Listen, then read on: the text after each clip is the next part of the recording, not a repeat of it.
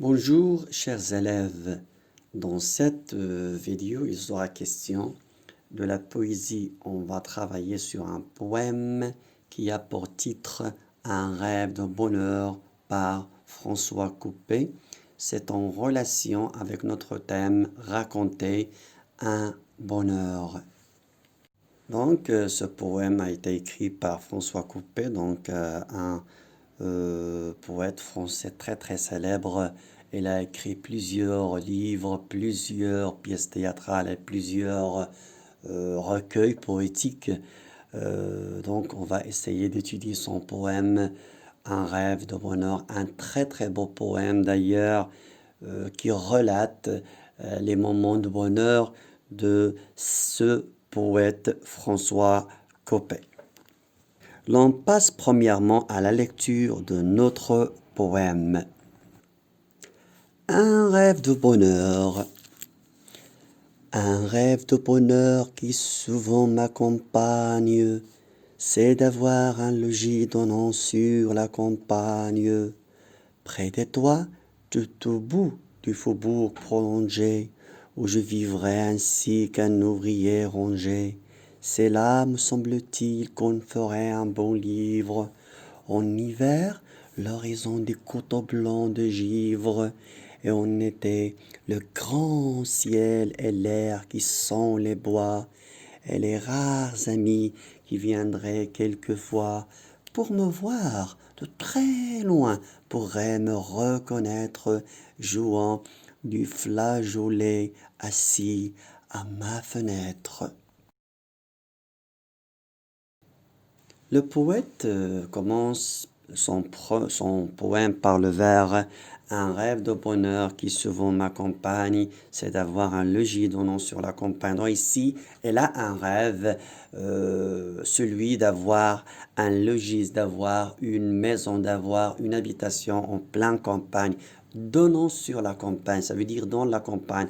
Donc, ce poète, elle aime vivre dans la campagne, parce qu'elle aime la nature, elle aime découvrir la beauté de la campagne. Donc, un rêve de bonheur qui souvent m'accompagne, c'est d'avoir un logis donnant sur la campagne, près des toits. Des toits, donc, c'est la surface supérieure d'une maison ou d'un édifice, donc on trouve en haut de la maison.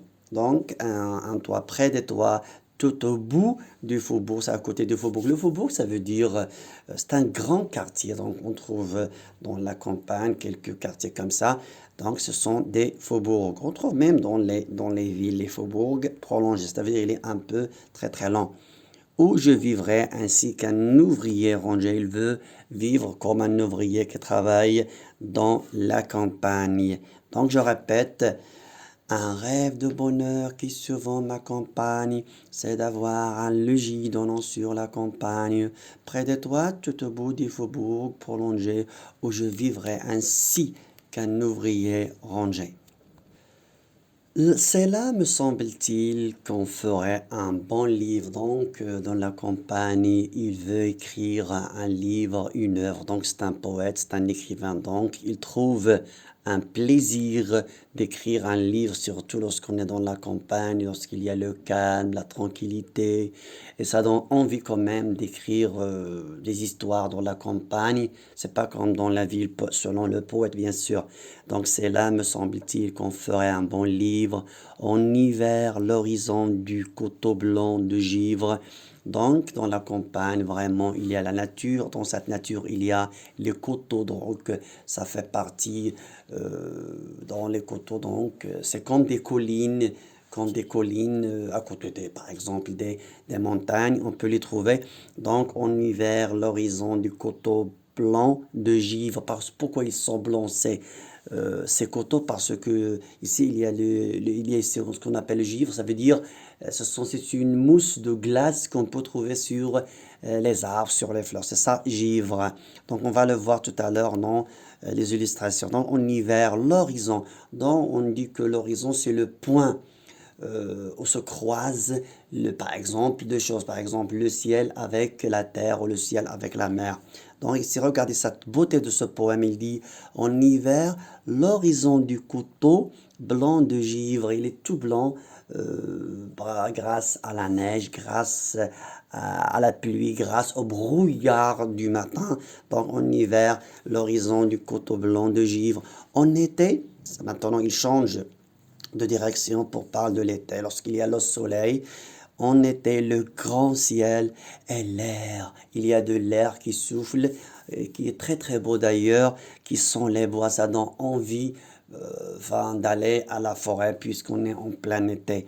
Et les rares amis qui viendraient quelquefois, donc ces amis qui viennent visiter le poète dans la campagne, qui vient de la ville, bien sûr, il dit, et les rares amis qui viendraient quelquefois pour me voir de très loin, donc ils viennent de la ville, ils viennent d'autres lieux, pourraient me reconnaître. Alors, il est ici, on était le grand ciel et l'air qui sont les bois et les rares amis qui viendraient quelquefois pour me voir de très loin, pourraient me reconnaître certainement, jouant au flageolet, pardon. Donc le flageolet, c'est une flûte, un instrument de musique que joue notre poète. Assis à ma fenêtre, donc c'est un très très beau décor, le fait d'être assis à côté de sa fenêtre dans la campagne et jouer au flageolet. Donc vraiment c'est un décor qui est très très poétique et tout le monde aime vivre ce moment de bonheur dans la campagne.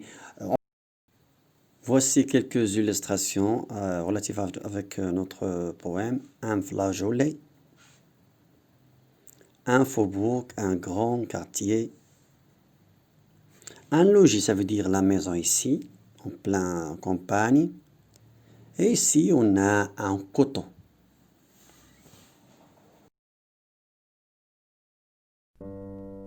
François Copé, un rêve de bonheur qui souvent m'accompagne. Un rêve de bonheur qui souvent m'accompagne, c'est d'avoir un logis donnant sur la campagne, près des toits, tout au bout du faubourg prolongé, où je vivrais ainsi qu'un ouvrier rangé. C'est là, me semble-t-il, qu'on ferait un bon livre. En hiver, l'horizon des coteaux blancs de givre. En été, le grand ciel et l'air qui sent les bois. Et les rares amis qui viendraient quelquefois pour me voir, de très loin pourraient me reconnaître, jouant du flageolet, assis à ma fenêtre.